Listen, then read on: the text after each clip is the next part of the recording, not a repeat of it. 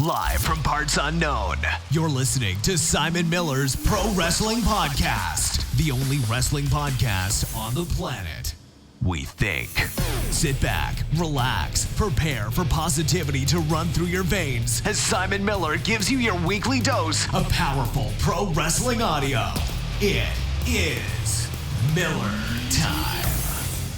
Hello and welcome to Simon Miller's Pro Wrestling Show. My name is Simon Miller and this is a pro wrestling show. Thank you very much for joining me. I appreciate it. I hope you've all had lovely weeks. I hope you checked out the episode that dropped in the week as well. And again, that's on all kinds of audio devices. It's on Apple Podcasts, whatever the hell they're calling it now. It's basically on the wrestling podcast is based on everything but Spotify. We won't get into it. That's just Spotify for you. And also you can check it out on my YouTube channel too, which you just search for Simon Miller, or you can go to youtube.com/The Miller Report Rules. And if you want to follow me on Twitter, Instagram, you can at Simon316. And especially because it ties into today's episode, if you can support me on Patreon at patreon.com/Simon Miller 316, which is my name with a 316 at the end, I would greatly appreciate that because it allows me to do all these things to begin with. And also it allows me to get actual patrons on the show, which I always love.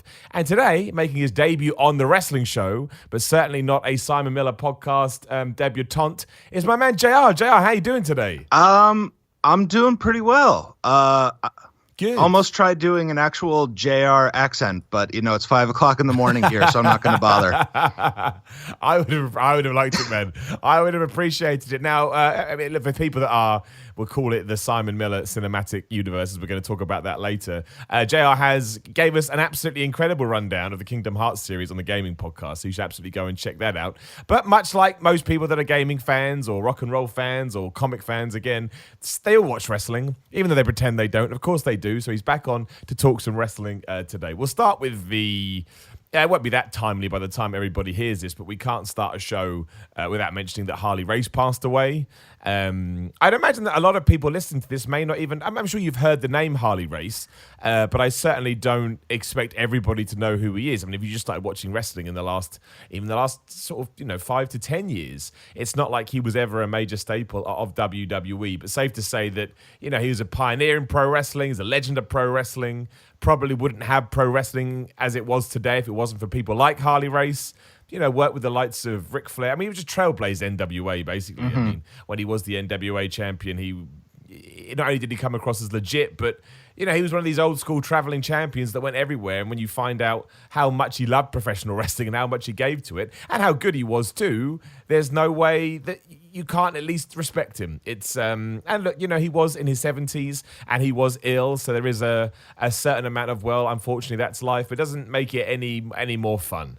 And it was one of those that when I saw it on Twitter, actually, WWE tweeted it out. And when I saw it, I don't know about you, JR, but it's one of those ones where I read it twice. Mm-hmm. Because, again, it's going to... I guess there's a bit of self-reflection in there as well, because you kind of realize that we're getting older too, and you're like, oh my gosh.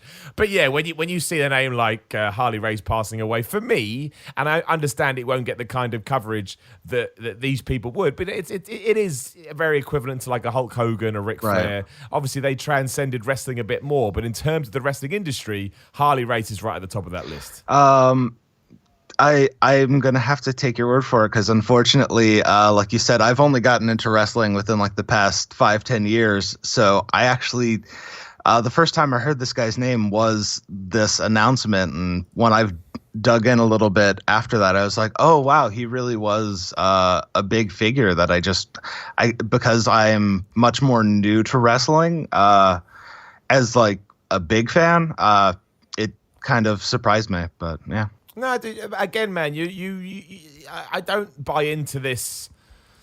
There's this thing that you have to be a wrestling historian to enjoy wrestling. No, you don't. No, there's no rule to that, and there's every chance that he did escape you because you have a life to lead, and you're under no obligation to go and do a degree in pro wrestling. But yeah, it is one of those ones which was it's big, and if you do go watch any of his matches, hey, they may not even stand up today because the wrestling scene changes so much. Even matches from the Attitude Era don't really stand up today. But we couldn't do a wrestling podcast without talking about it, and we have now talked about it. The other thing I do want to talk about from a news point of view, just hilarious, the wrestling world we live in today.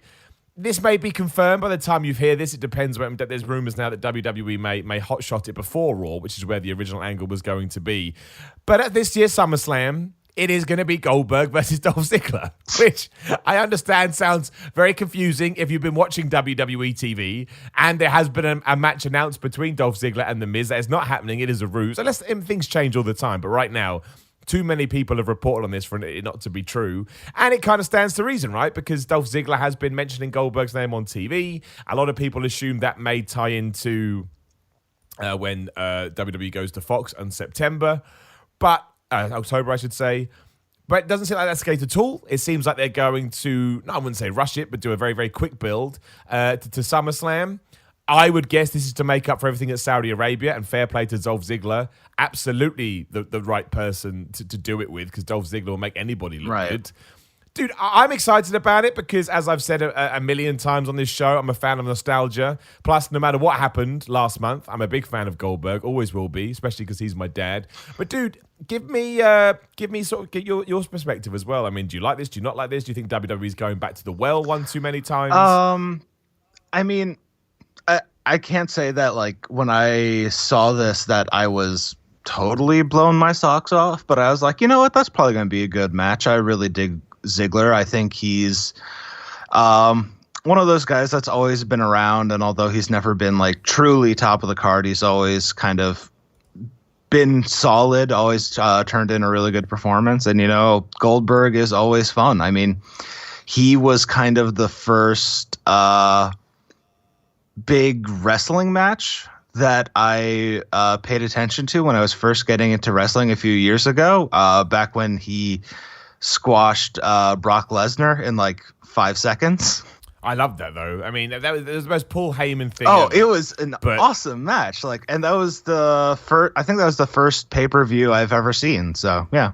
Well, I mean, we probably talked about this. Well, we can't have done. So, what did you think, though? Because obviously, a huge reason that took so many people by surprise is because it was Brock Lesnar, right? It was Brock Lesnar. It was. He's the man that beat The Undertaker, and, he's overpushed by WWE if you want to take all the insider things into it. So it was just constant, basically nobody, and I mean nobody, 100%, if anybody says otherwise, no one predicted that he would lose that quickly. And the people that say that are the people that just like to pretend after the fact. It's not true. But again, let's say that, that is one of the first things you've seen. What's your reaction to it, dude? Because you are going to have a completely different thought process to some other people that have kind of, seen Brock Lesnar go and win at WrestleMania 30 and go on from there and destroy everybody. Well, I mean, this may have just been the fact that, like, I was not as familiar with who everyone was at the time, but I loved it.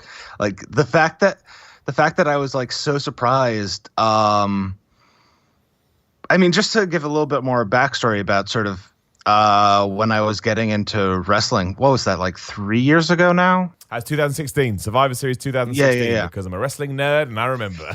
So either like the night or 2 nights before, like me and my roommate were just hanging out, trying to find anything to watch on Hulu. And we came across the fact that the WWE channel actually is on there. And we were like, you know what? Neither of us have watched wrestling since we were like real little kids. Why not like throw it on? And it was the go home show of Raw just beforehand. And it ended with the big face down between Goldberg and Brock Lesnar. And they had a huge line of security dudes in between all of them. And we were just laughing our asses off because of how ridiculous it was that you would need just this army of security dudes, and even then they got ran through like tissue paper. I love that as well, because when you actually take a step back and think about it, it's like, who's employing these people? Yeah. these people have one job and they're really, really bad at it. And then so when you have that big of a buildup, even if it was just one night for me, and I was like, you know what? I will sign up for the WWE Network. I will watch this Sunday night. And then it finally gets there, and literally my roommate left the room to go like change the load of laundry in the basement. And I was like, okay, yeah, well, it will just have been starting by the time you get back. And it was already over. And I was just like, dude, you missed the whole thing. It was crazy. That's fantastic, man. I love it. So yeah, honestly, I thought that was amazing. And I didn't see the actual like fallout at WrestleMania that year, but just that one match was just like, you know what? This thing is so silly. I think I'm going to stick around and keep watching it. So, well, there you go. So, I mean, I would say that it probably divided people down the middle. Right. You know, there were the kind of, and look, you know, your opinion is your opinion. I thought just personally, I thought why have we given, you know, all of Brock Lesnar's momentum to Goldberg? I mean, knowing that probably what was going to happen at WrestleMania 33 was going to happen. I loved it. I thought it was fantastic. I thought it created a buzz. I thought it kept Brock Lesnar relevant, and it gave him a cool program through to Mania. Because I think at one point that year he was going to fight Shane McMahon, and nobody wanted that. And also, man, as you've just proven as well, it also, you know, it got you interested in WWE. And I mean, that may have happened anyway, right. But because it did explode in the way it did, who knows, right? I mean, that's sliding doors for you. You don't know, we go left, we go instead of right. And that's why, to me, I mean, if I look over the last sort of, say, modern day, last few years of wrestling, Goldberg beating Brock Lesnar in a minute 37 or whatever it was, and then going on to have one of the best sub 5-minute matches I've ever seen in my life, period, when him and Goldberg just kick the absolute, Brock Lesnar, just kick the absolute crap out of each other. It was one of those things that it just made me happy. It made me excited, and it made me want to, again, chat to wrestling fans about it. And I would presume, even though you came at it differently because you were just getting back into it, it did the same kind of thing because you probably felt that atmosphere and you probably felt that aura. And I think that's why, well, you know, tying into the story we were just talking about, I think that's why it was so bad at Saudi Arabia, taking concussions and stuff out the side, because we don't need to see Goldberg versus Undertaker. We need to see Goldberg versus somebody he can absolutely destroy in 2 minutes, and that will be Dolph Ziggler. It's been Dolph Ziggler's character since he debuted. Oh, yeah. So, yeah, that's what we need to see, and I understand the idea of a dream match, but even when they announced Undertaker versus Goldberg, I was like, that's not really something that's high on my list of things I need to see. It's cool to see this coming together of two people that I remember from my childhood, but I would have got more out of seeing, say, Goldberg versus Jinder Mahal. I genuinely mean that. If Jinder Mahal had got in the ring, ran his mouth, Goldberg comes out, spear, jackhammer, properly, you know, sold really well and looks super impactful, I'm enjoying that 1,000 times more than what I did see. And I think that's the real, you know, that's the real trick of Goldberg, is to the classic Paul Heyman, push his strengths, hide his weaknesses. And that's why I think it's also important for me as a Goldberg fan, and I'm sure this is the same for the man himself, I think it's important that we kind of eradicate those Saudi Arabia memories as quickly as we can. Like, I don't understand the some people take joy in watching others fail. Yeah. I got no joy out of watching that match, and I think if we do have an opportunity to have something, you know, have a barrier basically between that and just a really cool Goldberg match, even if it lasts 30 seconds, I'm all right with it. I think it'd be fun.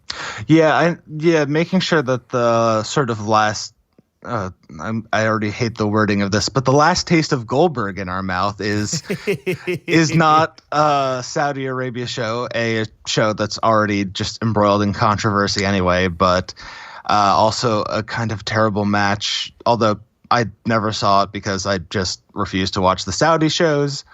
For multiple reasons, honestly. Also the fact that they just don't really matter in the grand scheme of things. But I mean, they really don't now, do they? I mean, I think now we've had 2 or 3.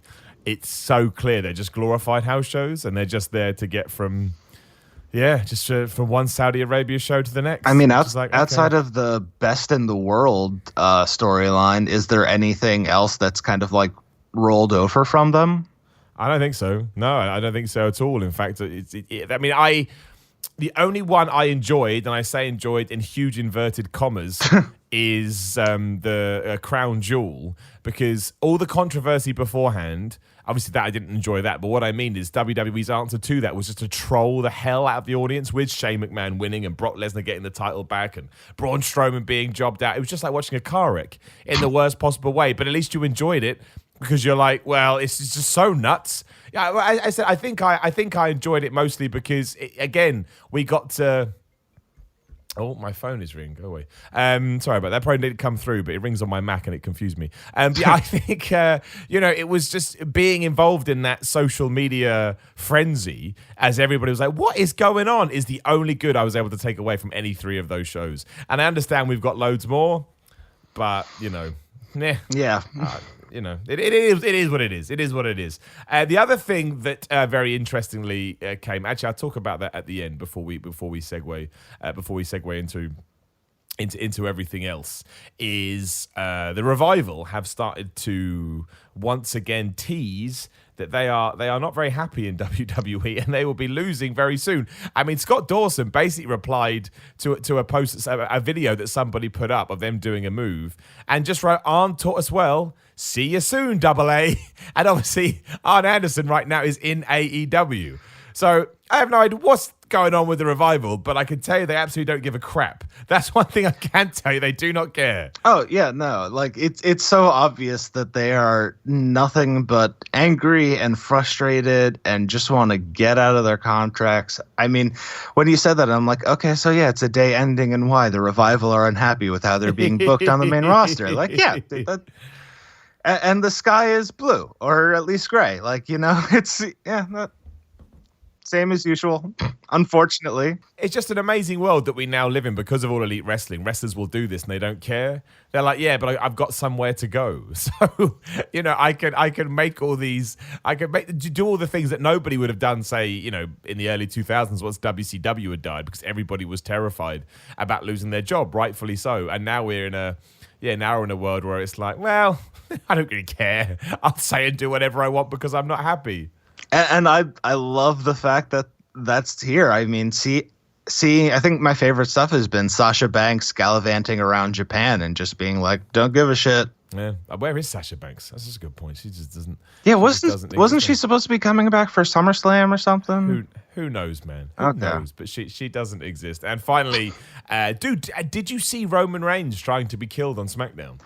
No, I actually missed that. I have not. You've heard about it though, right? I've heard about it. I've seen a couple of your videos. I think I've seen the ups and downs, and I definitely heard it when you were, I think, talking about it on the podcast last or whenever. Who do you think it's going to be? Because there is a rumor, and I couldn't believe it. Not in a bad way, in a surprising way. I have no idea. I mean, I think you said like Samoa Joe is the most likely culprit, but what's this rumor? I'm curious now. And this is a rumor that has been. This isn't one of those rumors that's someone just made it up. Repo a Man? lot of people have said that. Oh, dude, can you imagine? I don't know me. Who made it up? It was that guy. It was that bald asshole. But apparently, and again, it is just a rumor, but again, it has been collaborated by a lot of people. They are now going to start building towards a Roman Reigns, Daniel Bryan program, and it's going to be Daniel Bryan who pushed the scaffolding, or whatever you want to call it, onto Roman Reigns. Now, how that ties into Daniel Bryan's career-altering announcement, I don't know. I mean, my worry is that Daniel Bryan comes out on SmackDown next week and goes, that was my announcement. It's like, no, it wasn't. That's the most pathetic thing I've ever heard in my life. But with that said, I am not against at all Roman Reigns versus Daniel Bryan, given at the moment that Daniel Bryan is doing nothing and Daniel Bryan is still brilliant no matter what he does. I actually, as much as I love Samoa Joe, I thought that feud was ridiculous because it's, Roman's already beaten him. So it was like, meh, right. what's the point? But I quite like it. I quite like the idea. It sparked something in my head where I was like, oh, that sounds quite fun. I mean, I love the idea of Roman Reigns, Daniel Bryan match. I think for once we're seeing... This is a match I don't believe I've seen before in WWE. No, I think it was just before. I think it was early 2016 when they did it. Yeah, so you would have just missed it by a little bit. So yeah, I think that's a great match. I don't know if this is necessarily how I would have gotten there, but hey man, if it leads to a good match at the end of the day, I don't really know if I can complain too much. Dude, I don't think this is how WWE meant to get there either. I think they've come to a crossroads where it's like, well, we've got to do something with Daniel Bryan and this announcement, and we've got to do something with Roman Reigns. Oh, look, we can just push them all together. But it will be good. Like actually, when was I think Roman Reigns versus Daniel Bryan was 2015. Either way, when they did have their brief program, the matches were very, very, really, really good, really, really excellent. I mean, I know that's because it's Daniel Bryan, but it was also a time when a few people were like, oh wow, maybe we have been a bit hard on on Roman Reigns in terms of his in-ring work. So I'm excited to see it, and I think they both come a long way, and I think Daniel Bryan, he wasn't a proper heel then. It was more of a face versus face thing. Right, let's. That's basically everything that's been going on in WWE. Sometimes we do the news at the end, and people say that makes no sense. Well, I've updated you on the news now, which is kind of dumb, because it's going to go up on Saturday, and there'll be brand new news. But I've done it. People asked me to do it, and I did it. I filled you in as best as I can. But, I mean, JR, you already touched on a little bit how you got back into wrestling, and that's cool. But we also had a brief conversation before we started. And again, if anybody did listen to the Kingdom Hearts podcast that we did, The Week in Gaming, you can go back and listen to it now, especially if you're trying to get into the Kingdom Heart games. My word, JR will fill you in, and then some. Yeah, those were two really fun podcasts, and I think that's the longest I've ever talked about Kingdom Hearts. Well, definitely the longest I've ever talked about Kingdom Hearts. But it all kind of ties into this sort of circle of things you enjoy, and I fall into this as well because I love gaming, I love wrestling, and also I love comic books, and I love not just comic books and graphic novels, but I'm well on board with all the movies and the films. That again, there's this bizarre thing where some people have just got into Marvel because of the movies, and apparently that's the worst thing ever. And I'm like, people are crazy. That's how you get people in more on. Anyway, we don't need to talk about it. But you made a really, really interesting point about how, because some people don't know now because they're such a powerhouse, and obviously Disney snapped them up. But Marvel Marvel fell really badly and were on the verge of bankruptcy not that long ago, and that kind of marries up to where we are now with WWE. But I'll let you take the reins to begin with, and I'll jump in because I don't want to, that's like somebody stealing a move in wrestling, or someone stealing a gimmick. You don't steal other people's stuff, and this is your stuff. So I'll let you go, and then you can set the scene, and we'll go from there. Okay, sure. Yeah, like I said,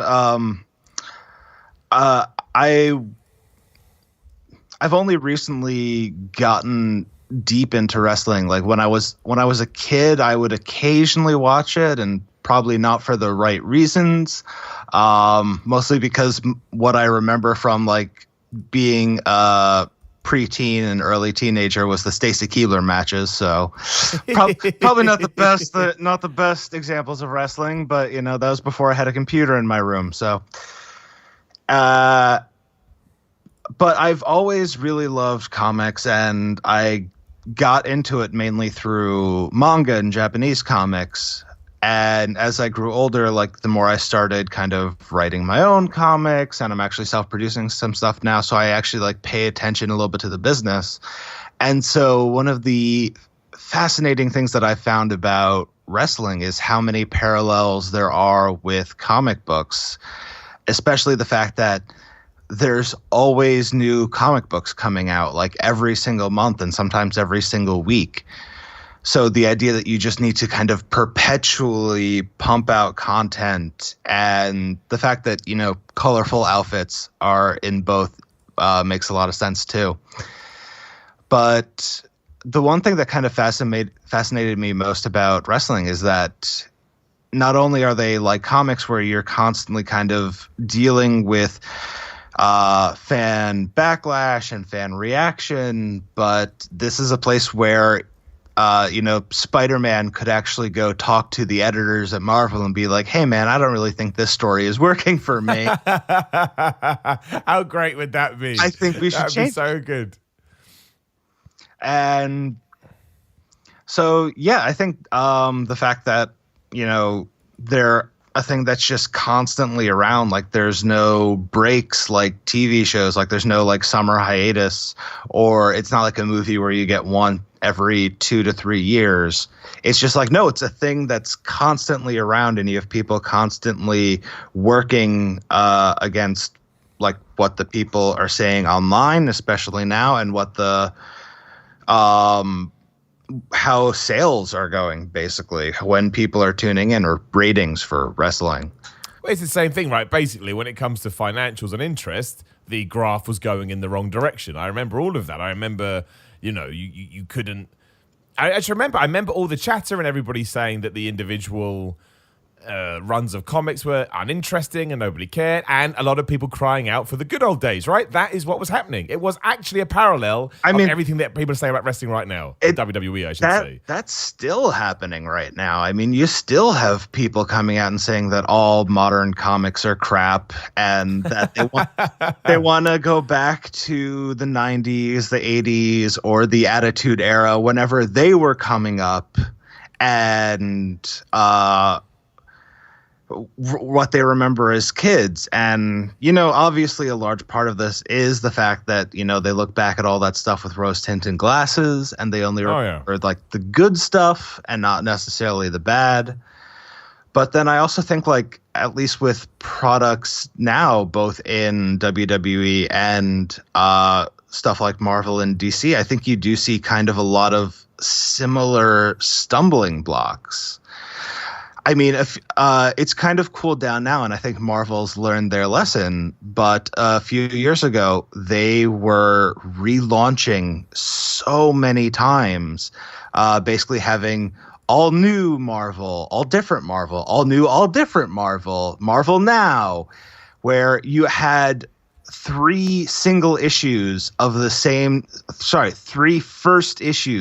same comic, just as like different series in 1 year, that you just never felt like you had a time for stuff to build, for stuff what does to that go sound on. like? That's great, isn't it? Constantly feeling like things are changing right in the middle of stuff because it's not working, and you don't get that nice long build that really helps sell a story. So, yeah, just a lot of the issues that I've been seeing, and a lot of the fact that, Marvel and DC are now, I mean, they're still the big guys around, but you do have a lot of companies like Image and Boom coming up and kind of disrupting. And now you have a lot of creators basically saying, like, you know what? I don't really want to go to Marvel and DC. I just want to kind of do my own stuff here in the independents. I must have known at the time. What was Marvel's get out strategy? Because I would say that, because of the Marvel movie boom, right, they are probably in a better state than DC at the moment. DC haven't really found their feet with it, which is kind of ironic to me. I don't want to get too off topic, but obviously I don't think we would have had the Marvel movies if it wasn't for the 3 Batman movies by Christopher Nolan, right? That kind of showed everybody, oh wow, we can take superhero movies seriously. That's okay. Well, I think even before that, you had the original X-Men movie, the original Spider-Man movie. Good point. Blade, honestly, is probably the first superhero movie. That first one and even the second one that was by Del Toro were amazing, and we never need to talk about the third one ever again. What do you mean, man? It's really good, and it did really well at the box office. Right. Triple H was in that one, right? Yeah, he was. Yeah, he was.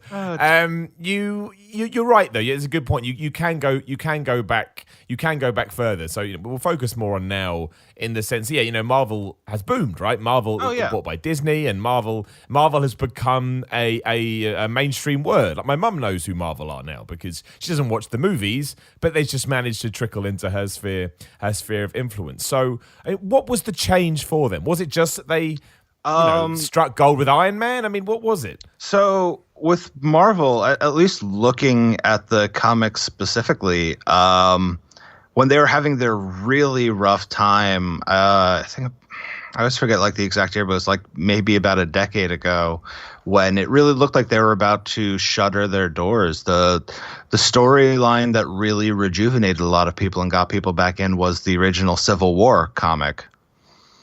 And the fact that, like, oh shit, Iron Man and Captain America are going to be fighting. All the superheroes are not going to be getting along. Like that really rejuvenated and really like saved a lot of the sales. And unfortunately, Marvel, I think, took away some of the wrong lessons from it and got into this weird cycle of just giant events every single summer, which also started derailing and changing a lot of storylines that were just starting to build because they had to get to, their big event that's coming up shortly in only a few issues.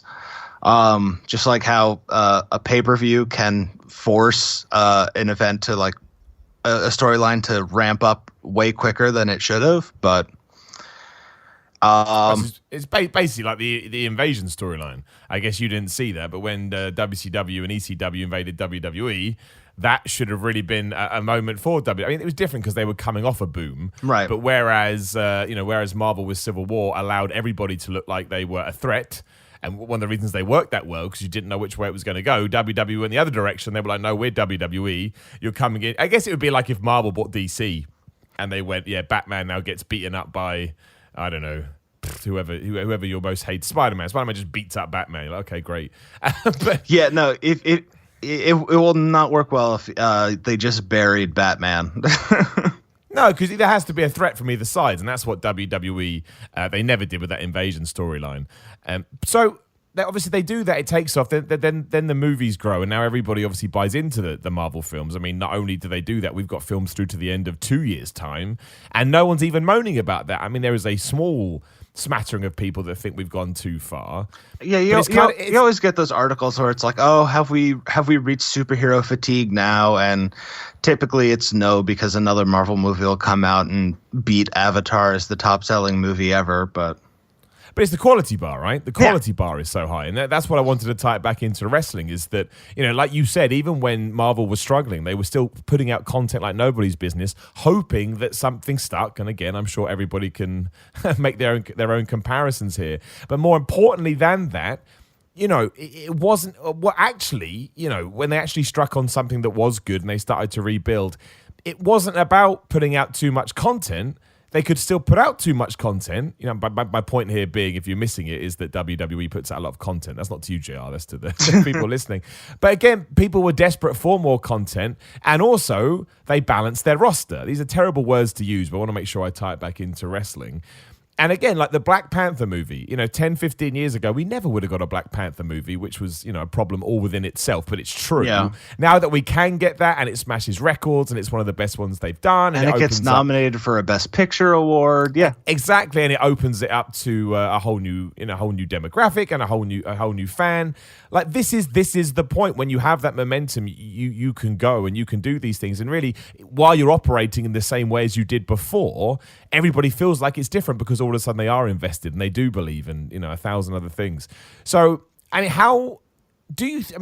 Obviously, it's not the same business, not the same industry. But do you think there's anything that WWE could do? Obviously, not specifically, but do you think there's anything they could learn from the Marvel sort of rise back up to being this incredible juggernaut? Do you think WWE could use that in their own business practices? I think look at like the last couple of years since Marvel has kind of calmed down with rebooting everything so much and just start like focusing down on the individual stories and making us care about everyone again. And I think a large part is stop relying on the same three guys to kind of carry your company. I mean, everything with WWE is just an embarrassment of riches. I mean, they have so many people on their roster. Their roster is so huge, and so many of them are amazing wrestlers.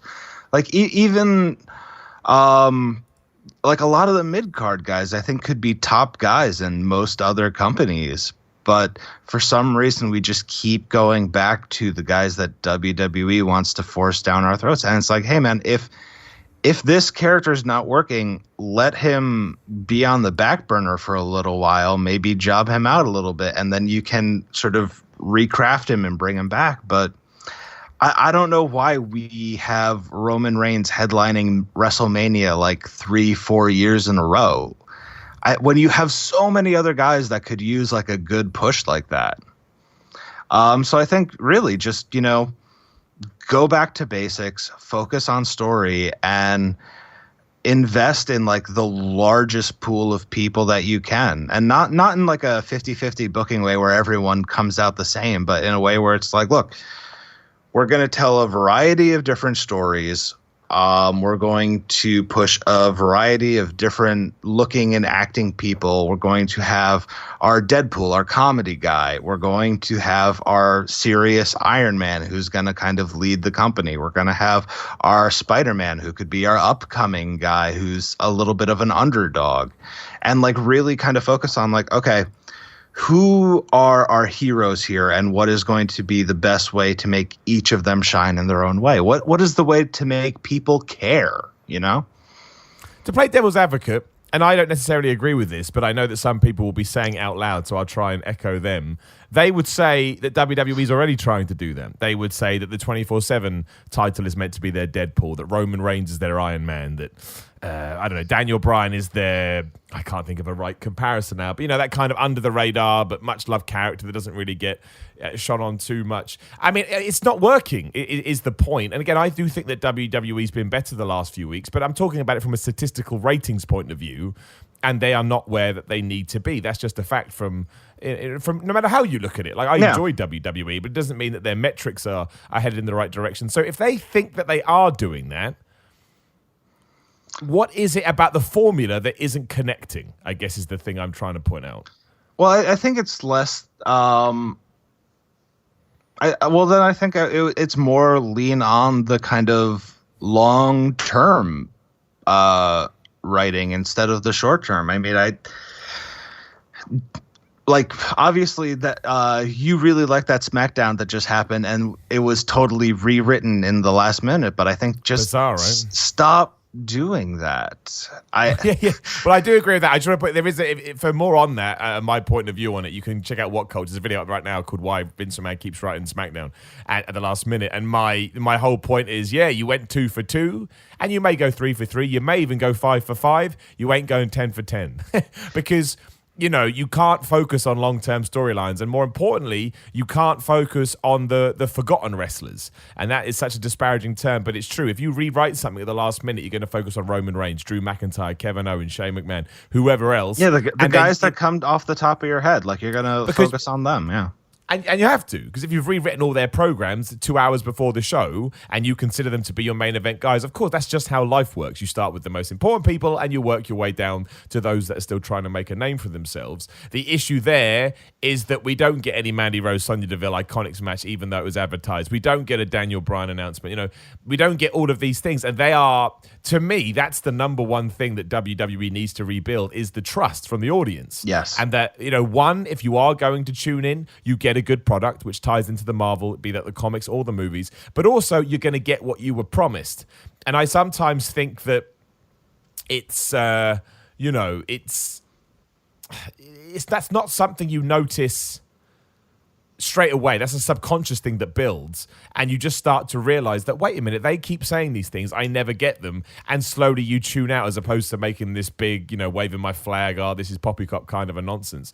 And that all comes back to this idea of trust. You know, I've only got so many entertainment hours to spend in a week. Do I spend it on WWE? Well, no, probably not at the moment, because I'm not 100% sure what I'm going to get. And that is exactly why you can't rewrite shows at the last minute, because you're never going to be able to focus on that aspect, because that takes time and it takes thought and it takes creativity. And all of those three things tie into not rushing. Exactly. Which, you know. And one of the things that I think a policy that WWE should enact is more to take your writers. And like I disagree with a lot of people that I see online that say that they should fire the writers. And I'm like, no, don't fire the writers, but instead change what they're focusing on. Make sure all the writers are looking at the long-term stuff, the bigger pictures, and let the wrestlers kind of, you know, handle their week-to-week promos and stuff like that. Let them kind of find their own way to shine, and instead focus on, okay, what is this long-term booking that we should be working towards? I mean, every time you hear fan booking online, the stuff that gets you really excited is the stuff that takes like a couple of pay-per-views to tell a full story. That's not this just, all right, they get angry at each other, they fight. They get angry at each other and fight. No, it's weird stuff where giant stuff is revealed at the end of each episode, and things that you can only do if you're taking your time and like really looking like months, years down the lines to tell. So stop kind of focusing on making sure that certain wrestlers get the right catchphrases out or the weird stuff that some of them say, and focus more on like, okay, well, where are we going in the long term with these wrestlers, with these characters, and what are the stories we want to tell with them? And I think that would work really, really well. And I think there's nothing wrong with trying and failing. Yeah. That's the big thing. And that's why actually a video is going to go up on What Culture soon about the Becky Lynch and Seth Rollins on-screen relationship, not off-screen relationship, and how really it didn't work and that Becky Lynch wasn't into it. But I actually thought when I was writing the script, I was like, you know what? At least they tried. At least it was something that it was happening in real life. And I thought, oh, maybe we can paste this onto our storylines. And it didn't work. I think mostly because I find that when you have a couple on television, not just in wrestling and everything, one has to be vulnerable because you know that's what you do, right? You build up such a strong relationship, then one of them gets in trouble, and you want the other one to come and save them. And you know you were never going to get that with Seth Rollins because WWE has a very archaic way of looking at things, but also you're never going to get that with Becky Lynch because they are both strong champions, and they didn't want either of them to look weak, which is a shame. And that is something else that I would talk upon as well. And again, I don't need to be too negative because I do enjoy WWE, as most people know. But there is this idea that your top baby faces can't look weak. Hence why when they do get absolutely destroyed on TV, they come out the next week and they're okay because WWE doesn't want them to look weak, and that's crazy to me because the best way to build sympathy is for people to look weak. I mean, look at Hulk Hogan. Hulk Hogan spent a lot of his matches rolling around the ring, climbing on ropes, crying basically because he was getting his ass handed to him. But that made me believe, and it made me want to see more of that. Oh yeah, and I think that ties into the comics as well, right? Like, I don't want to spoil too much, but there are certain times if we focus on the Marvel movies, which are the more sort of mainstream stuff. There's plenty of times that the characters in there come across as misguided or have a negative spin to their basically good guy, personas, and it works, and it makes you care about them more, and it makes you have mixed feelings, but it makes you buy in, and I think that's the key. And I think sometimes we can have the cookie cutter baby face has its place, but again, Finn Balor smiling all the time isn't necessarily a great way to get him across as a three-dimensional deep person. Yeah, gosh, the whole thing with Finn Balor, I love Finn Balor so much, and he is pretty much the only way I can get my roommate to watch a wrestling match just because he thinks he's so hot. But love it. It's true though. There is something to that, man. You get good-looking people on TV, people want to watch. Oh, it's true.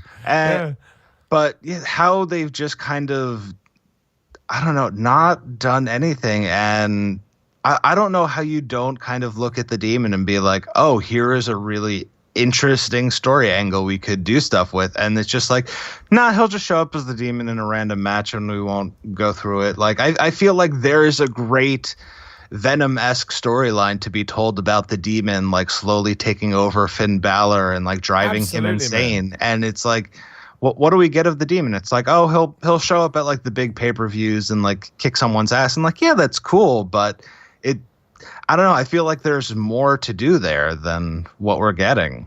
I agree. And again, the reaction to that by some people would be, well, that's unrealistic. It's like, yeah, but that's okay.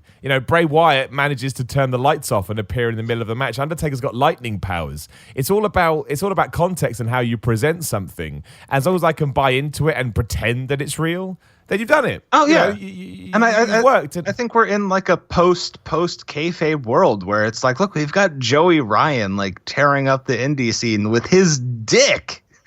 Like I feel like, oh, it's not realistic. It's like, yeah, man, it's wrestling. I'm not coming here for realism. Like I'm coming here for fun. Yeah, that ties into the Jim Cornette argument, which we kind of touch upon here. Do you know the Jim Cornette? Do you see Jim Cornette's rants or hear about Jim Cornette's rants? I mean, like, I hear about him, but like I don't really know who he is. Like, what are you getting at?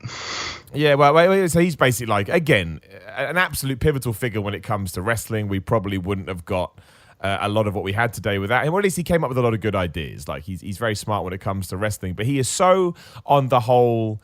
For example, he hates Kenny Omega because Kenny Omega once had a match with an 8-year-old girl. And I go the other way. I'm like, yes, I know that's ridiculous and I know that's bonkers. But the reason that I love wrestling so much is because there's no, because you can do that, and because that is okay, because everyone knows that it is quote unquote fake. You know, you can't do that in any other walk of life, because wrestling is basically a sport or a form of entertainment. Where as long as everybody involved in your angle says, yes, I'll do that, you can then go and do it. Oh, yeah. We start off this podcast with a conversation that must have happened between Brock Lesnar, Goldberg, and Paul Heyman, where someone said, Brock, do you mind losing in less than 2 minutes? And Brock went, yeah, I totally get it.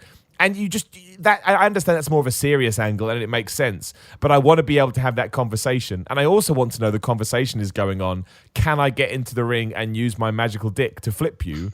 And someone to either go, yes, or someone to go, no thanks. Do you know what I mean? That's all good for me. That's all good for me. As long as everybody wants to do it, I don't think that we should have any kind of barriers or obstacles. It doesn't mean that we won't go over, sometimes the lines of taste will be pushed, of course, but I want those conversations to happen, and I want the lines of reality to be blurred, and I want the ridiculousness, not all the time, but that's where the variety and the diversity comes into it. Yep. I don't just want a serious product all the time. I think eventually I'd get bored and I'd turn off. I mean, honestly, and this might just be a personal taste, but I love the ridiculous stuff like the most. I mean, I don't pay too much attention to the indie scene, but anytime like a Joey Ryan match goes up on YouTube, I'm like, okay, watching this now.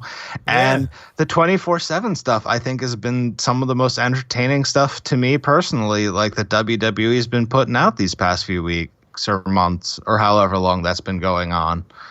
And it's the most consistent as well. Like they stick to that week on week. Like, there is a story, there are main players, there are bit players. Like it just keeps ticking away. And even stuff like the mixed match challenge. When I saw that the wrestlers were just having fun, oh, it was great. Yeah, I was like, oh my gosh, this is so much more enjoyable than to watch them like choke through an overwritten promo that they're forced to cut at the start of an episode. I'm like, no, like you can tell no one higher up at WWE really cared about it, so they were able to just let loose. It wasn't overproduced.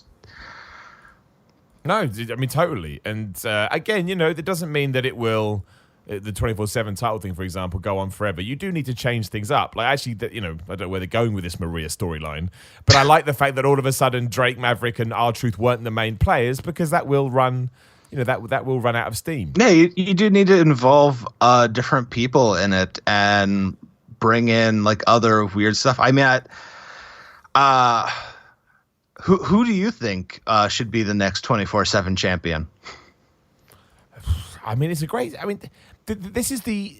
I'm going to say good, but this is the interesting thing about what is happening right now, is that I do enjoy the story in the sense that who can pin Maria because she is pregnant. Like, that is a dumb story, but it's also a story where I'm like, oh, maybe there's actually something in this. Maybe we can have some twists and turns, and maybe we can, because again, it just makes sense. I'm not saying it's a great story, but it makes sense, and it makes me go, I wonder how this is going to evolve over the coming weeks and months. And I may get to the end of it and go, well, that absolutely sucked, and it may just be that Drake Maverick pins them. Yeah. Sorry, I should say. And it's like, okay, well, that's that done, but. The fact that, again, no matter whether you like the 24/7 stuff or you don't, there is always a consistency to it, where now I know next week, I know things change in WWE all the time, so I'm speculating a little bit, but I know come next week, the idea, as soon as I see Maria, is going to be who is dastardly enough to pin a pregnant woman. That's it. Yeah. And that's it. There's a story. I can explain that to somebody in 30 seconds. And I think that's really, really important too. Again, doesn't mean it's going to be good, and it could absolutely suck, but there is something to that, and I'm intrigued to see how it plays out. And it is ridiculous, and that's why I like it. Oh, yeah. And there are, I feel like, so many weird and different ways. I mean, hell, if you wanted to really like just have it where no one is dastardly enough to pin her, and then, I don't know, she gives birth and the baby rests on her chest and a referee just runs in, and there you got your first baby champion because she was lying down and couldn't get up. Can you imagine? Can you imagine the reaction to that? But hey, why the hell not? And I'm certainly not saying that I think all of WWE should be that way. I think that would absolutely kill it. But I think the balance is important. And I think sometimes they have that balance. And I think sometimes that they lose it a little bit too. But again, I don't know how you feel about it. I do think the last couple of weeks of WWE TV has been better, this week especially. I thought Raw was an enjoyable show, and I thought SmackDown was an enjoyable show. It was consistent. There were things that tied it, not totally. Again, the Mandy Rose, Sonya Deville stuff just vanished, and I'm not necessarily overwhelmed with Daniel Bryan overly teasing us. But I am intrigued to see what they're going to do next week, which is important because we are but a couple of weeks away from SummerSlam, and this is the time you do want to get momentum. So there are good signs. I'm still perplexed why they didn't do a big angle. I mean, again, I didn't think the Roman Reigns thing was the best angle ever, but why the hell didn't they do that on the Raw Reunion show? You know, why wasn't that the last thing we saw on Raw Reunion? At least then people may have been, they may have just tuned in just from a purely whodunit point of view. From everything I've heard, I'm kind of glad I skipped over the Raw Reunion show. Honestly, I haven't really been paying too close attention to WWE since, probably WrestleMania. Like, I'll watch some stuff off of their YouTube channel, but I don't think I've watched like a full WWE show since I think the Superstar shakeup just after WrestleMania. Yeah. I mean, my main wrestling has just been watching all of the AEW pay-per-views that have been coming out, and speaking to the fine of that. Because obviously that's a big switch that a lot of people are making. Is it just because it's something different? Is it because it's an alternative? Is it because you prefer the way they book things, the way they look, the roster? I mean, I know we're asking a lot of the obvious questions here, but I know. Some people do have different answers. Yes, all of that. I mean, I think there is something with just the freshness of it, where it's like, okay, I'd never heard of Sammy Guevara before I saw him face Kip Sapien. I had never heard of MJF, and now I want to just watch everything that man does because he is so good at tearing down the audience, which is just so much fun.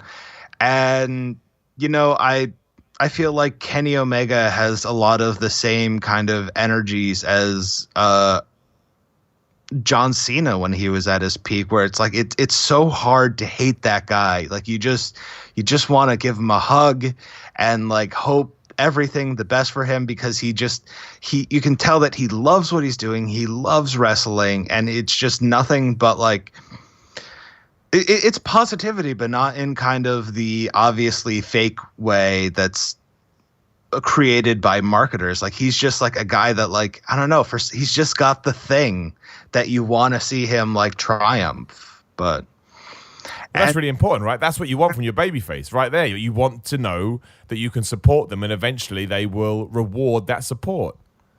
And also the fact that I think it's really smart of AEW to focus on looking different. I mean, what was it? Fight for the Fallen, where they were kind of in like that proscenium arts. Yeah, it was great. Yeah, it was great. Where it's like, I don't know if I've seen a wrestling pay-per-view like booked in a place that wasn't an arena. So seeing it kind of be like that, it's like, oh no, like they're trying like to look so much different than WWE and going to these different venues that I don't think would normally expect wrestling to be in. And it worked. Like you can tell it's like, okay, like, yeah, it looked so different. Obviously, like that's now going to like stick in my head because it looks different.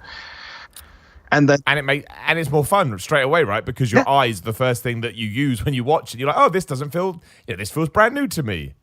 Yeah, it feels new. It feels fresh. And I think that's what AEW's been really smart at doing, is like really kind of looking for ways to set themselves apart from what everyone else seems to be doing.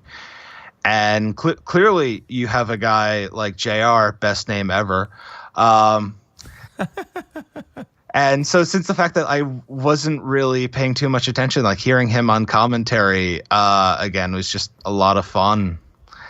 And yeah, I don't know, AEW is just really hitting it out of the park. And as much as I'm loving it now, I'm so curious to see what's going to happen with them down the line. Like when sort of the fact that they're so new kind of is no longer there, and you're now used to all of the players, and you can start like really telling us like, okay, what is AEW booking like? Like what's going to happen when we start being able to call out the tropes that they rely on? So what do you want from All Out? I think that's kind of a big deal now, given that it's the last big show, we assume, before we get to the TV tapings in October. What do they need to do? What do they not need to do? What's your kind of your hopes and dreams? I don't know, because I think just put on a good show, man. I don't think it's anything more than that. I mean, everything has been kind of hitting it out on the park. Everything's been really working. I mean, obviously, like, there's a few things I think that were slight stumbling blocks. Like, I don't think we needed a chair shot to the head, but I'm just like, you know what, man? Whatever they're gonna do, I'm just kind of excited for it. I mean, I can't really remember what the card is supposed to be necessarily, but I think the best stuff that they've been doing is using each show to set up the next one. And so I think, yep, it's true. Yeah. At the end of All Out, I want to know what the feeling is of the TV show is going to be. I want to end being like, okay, here's our main rivalries. Here's our main factions going into the start. Here's what we're going to be going forward. I think that this is kind of going to be like in the theater world, you have previews before your opening night. And I think all of these pay-per-views so far have been kind of the previews to what we're going to do. And this is kind of the big opening night spectacular, since it's going to be what leads us right into the actual TV show. I think mostly, yeah, just set up what your product's going to be week in and week out. Dude, I couldn't have said it better myself. And I think it's quite an exciting all around. It's a fun time to be a wrestling fan. Would be my big takeaway from all of this. And on that note, on that very positive note, JR, I'm going to thank you for your time. I like that. See, look, we got who thought we were going to talk about Marvel and WWE on this week's episode of the show? I didn't. And then JR brought it to the table. And I genuinely do think I guess it's that classic, you get to the top of the mountain and eventually you got to fall. And then how do you climb back up that mountain, right? Exactly. It's the constant question. It's not easy. And even harder when you do have other people coming out of the woodwork, in this sense being AEW. Like, imagine DC came out of nowhere now. People are like, what the fuck? what is this? But it's fascinating. And we will see what happens, man. A couple of weeks away from SummerSlam, then obviously All Out. And then we move into the TV tapings in the same week where SmackDown goes to Fridays and AEW debuts on a Wednesday. I tell you, the end of 2020, when we get to WrestleMania next year, it's going to be like we're living in a completely different world. And boy, howdy, I say, bring it on. JR, thank you very much for your time. Is there anything else you just want to throw out there or promote or pimp before we say goodbye? Don't have to, but I'd like to offer people the opportunity. Sure. If anyone is in the New York City area, I am going to be tabling at FlameCon, the big LGBTQ convention, on August 17th and 18th. How very cool, man. My first self-produced comic. I'm going to be selling my first self-produced comic there. It's a big, fun comedy romp, so come check it out. Come say hey to me. And I don't know if you want to pay more attention to what I'm going to be doing, because I'm going to be releasing a lot of other stuff in the near future. It's JRWrite, WRITE.com, or just find me anywhere on social media, JRPOKLE. And I'm there, Twitter, Instagram, Facebook, just, I don't know, send me a friend request or follow me, and I'll probably follow you back. So that's bad. I like that, man. Dude, when you kind of have some links and stuff to throw out there, make sure you tweet it at me and I'll retweet that, man. That's really cool. We'll do. Really, really, really cool. But thank you so much. And thank you to everyone that does support me on the Patreon, patreon.com/Simon Miller 316. I couldn't do this without you, which is true. I really, really couldn't. You allow me to free up my day and ensure that I can ignore other projects to focus on this. And we grow each and every week. And I really appreciate that. You can also give me a subscribe to my YouTube channel. Just search for Simon Miller. Or you can go to youtube.com/The Miller Report Rules. On Instagram and Twitter at Simon Miller 316. And I do have some wrestling merchandise, simonmiller.bigcartel.com. And also, if you're in the London area tomorrow, that being August the 4th, come on down to the Bedford in Balham, London, where I am making my London debut in a wrestling ring. I would love to see you there. There's a heavyweight tournament going on. I'm entering it, and who knows, maybe I'll win. Probably not. I lose all my matches, but maybe I will win this one. JR, thank you so much again, my friend. Have a good Friday. Well, for JR, everybody else have good weekends, and we will talk to you. I broke it. I broke the secret behind the scenes of when this is recorded and when it goes live. But I will talk to you all again next week.